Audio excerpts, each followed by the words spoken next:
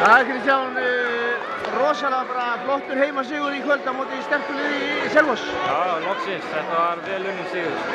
Það var alveg inni. Byrjið þetta bara strax hana í 2-0 og þeir ná aldrei varla að jafna. Já, við sýndum bara í byrjun að við ætlum ekkert að gefa eftir og við fylgdum því eftir 25-18, ekki slæmt. Þessi leikur ykkar bara gríðarleg barátta og samhugur bara allan tíma. Já, við hættum ekki. Það er bara andi Fjölnis. Arnar þjálfari, sérstaklega náttúrulega sætt fyrir hann?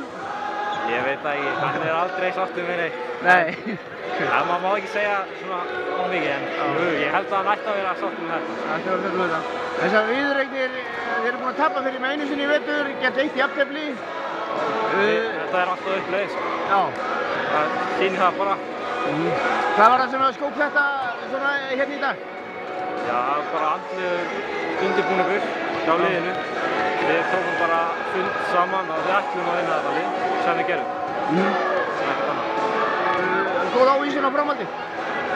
Já, þetta fer bara upp. Já. Það stefnir ekkert niður hér. Þú atkvaða mikið í fyrri áleika, ekkert þungt að láta taka sér umferð í seinni? Nei, maður venst þessu. Já, það fyrir að komast í vana. Maður hefði viljað skora aðeins fleiri. Já. Ekki láta Arnar taka öll mörkin til seinni hálfleik. En já, vörn og markvarsla bara mjög flott hérna í kvöld. Já, þegar vörnin kemur þá er markvarslan allt aðeins til. Já.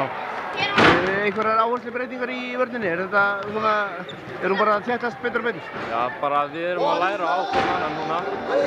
Það er svo gott að vera með Svenna sem leiðtoga í vörninni. Já. Þannig að þetta byggist bara upp og við stöndum alltaf saman.